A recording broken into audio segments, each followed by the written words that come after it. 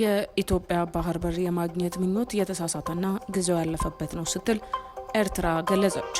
ታዲያ ኤርትራ በገለጸችው ማግስት የኢትዮጵያ ጠቅላይ ሚኒስትር አብይ አህመድም ስለ ቀይ ባህር ጉዳይ በትናንትናው የተወካዮች ምክር ቤትም ማስተባበያቸውንም ሰጥተዋል። ጠቅላይ ሚኒስትር አብይ አህመድ ወደ ስልጣን በመጡ የመጀመሪያው ጊዜያቸው በፍቅር የወደቁት የሁለቱ ሀገራት መሪዎቹ በመካከል ያሉ አለመግባባቶች ተፈተው ሁለት ወንድማማቾች ህዝቦችም በተገናኙ ጥቂት ጊዜያት በኋላ በዚህ በተፈጠረ እርቅ የሰላም ኖቤል የተሸለሙትም ጠቅላይ ሚኒስትር አብይ አህመድና የኤርትራው መሪ ኢሳያስ አፈወርቂ ቅሬታ ውስጥ መግባታቸውም ይታወቃል። የከረረው የሁለቱ ሀገራት መሪዎች የገቡበት አለመግባባት ወደ ጦርነት ያመራል የሚሉ መላምቶችም ሲቀመጡ የተመለከትነው የሁለቱ ሀገራት ውዝግብም የአደባባይ ሚስጥር ከሆነም ሰነባብቷል። እኛም የኤርትራ መንግስት ያስቀመጠችውና ምኞት ብቻ ስትል የገለጸችውን የኤርትራን እንዲሁም የጠቅላይ ሚኒስትሩን ምላሽ በዛሬ መረጃ ሰዓታችን አካተን ተገኝተናል። በዝርዝር መረጃ ሰዓታችን የምታደምጡትናል። ሰላም ጤና ይስጥልን። የተወደዳችሁ የቻናላችን ቤተሰቦች በያላችሁበት የበዛ ሰላም ለእናንተ ውድ ተከታታዮቻችን ይሁን እያለን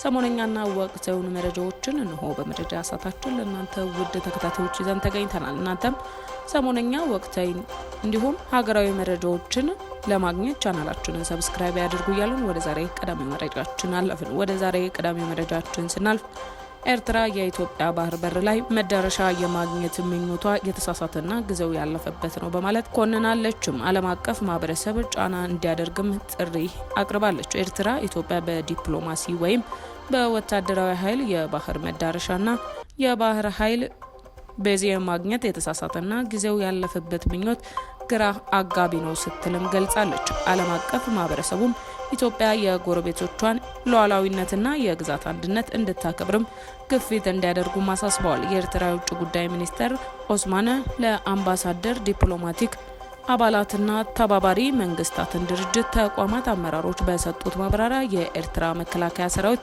በትግራይ ለ2 ዓመት የዘለቀ ጦርነት በጥቅምት 2015 ዓ.ም ማብቃቱን ተከትሎ በዓለም አቀፍ ደረጃ እውቅና ወዳለው የኤርትራ ድንበሮች መልሶ ተሰማርቷልም ብለዋል። በኤርትራ የማስታወቂያ ሚኒስተር ይማን ገብረ መስቀልም ኤክስ ገጻቸው ላይም ኤርትራ በኢትዮጵያ ላይ ጦርነት ለመክፈት እየተዘጋጀች ነው በሚል የሚቀርበው የሐሰት ክስም ነው ሲሉም ነው የተደመጡት።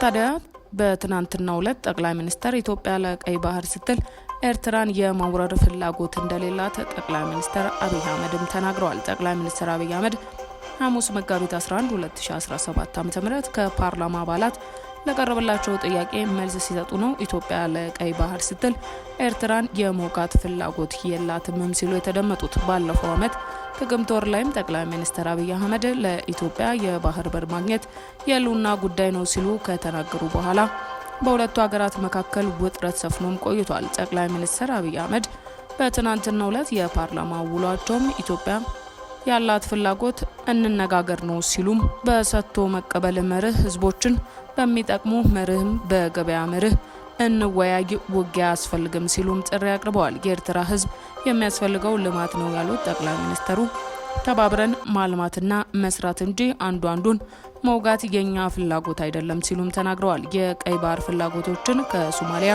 ከጅቡቲ፣ ከኤርትራ፣ ከኬንያ የሚያጣላ የሚያዋጋ መሆን የለበትም፣ የጋራ ሀብት ነው ያሉት ጠቅላይ ሚኒስትሩ 5000 የባህር ዳርቻ በቀጠናው ላይ እንደሚገኝና ለሁሉም በቂ መሆኑንም ጠቅሷል። በቀይ ባህርና በአባይ ጉዳይ የመንግስት አቋም ምን እንደሚመስል በጎረቤት ሀገራት ዘንድ ግልጽ ነበር ሲሉ አክለዋል። ሰሞኑን ከኤርትራ መንግስት ጋር ግጭት ይፈጠራል የሚል ስሞታዎች ይሰማሉ ሲሉ የተናገሩት ጠቅላይ ሚኒስትሩ ለኢትዮጵያም ሆነ ለኤርትራ ህዝብ ማረጋገጥ የሚፈልገው ኢትዮጵያ ለቀይ ባህር ስትል ኤርትራን የመውረር ፍላጎት የላትም ብለዋል። ባለፈው ዓመት ኢትዮጵያ ከራስ ገዝ ሶማሌላንድ ጋርም የባህር በር ሊያስገኝላት የሚችሉ የመግባቢያ ሰነድ መፈራረሟን ተከትሎ ከሶማሊያ ጋርም ውጥረት ውስጥ ገብታም ቆይታለች። ኢትዮጵያ እናም ሶማሌላንድ የተፈራረሙበት ስምምነትም ለ50 ዓመት የሚዘልቅ ሊዝ መሆኑን በወቅቱ የገለጹ ሲሆንም ኢትዮጵያ ሶማሌላንድ ውስጥም የጦር የንግድ ስፍራ እንዲኖራት የሚፈቅድ መሆኑንም ተናግረውም ነበር።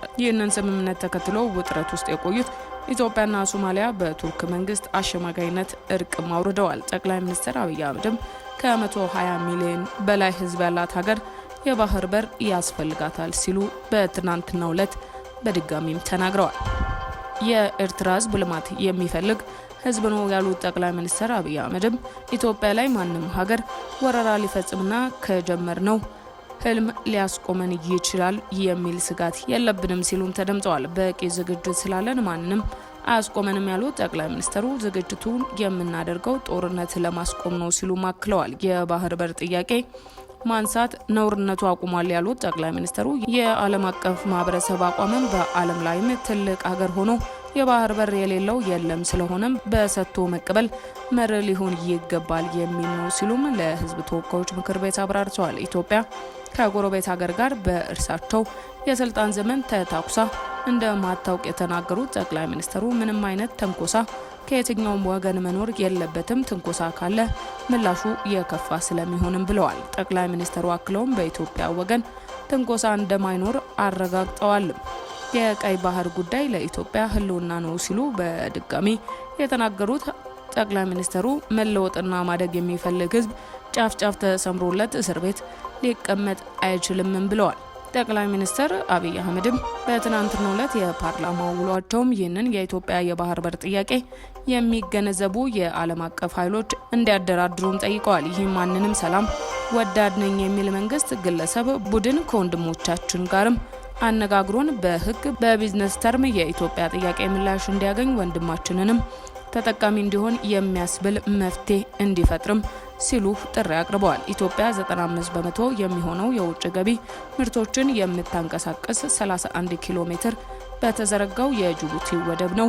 ጠቅላይ ሚኒስትር አብይ አህመድም ባለፈው ዓመት ጥቅምት ወር ላይም በህዝብ ተወካዮች ምክር ቤት ቀርበው ለኢትዮጵያ የባህር በር ማግኘት የህልውና ጉዳይ ነው ሲሉም ተናግረውም ነበር። ኢትዮጵያ በአንድ ወቅትም በምጽዋና አሰብ ላይም የባህር ኃይል ባለቤት ነበረች። ይህ እንጂ ኤርትራ በአውሮፓውያኑ 1993 ነጻ ሀገር መሆኗን ተከትሎ ወደብ እና የባህር ጠረፍ አልባ ሆናለች ተብሏል።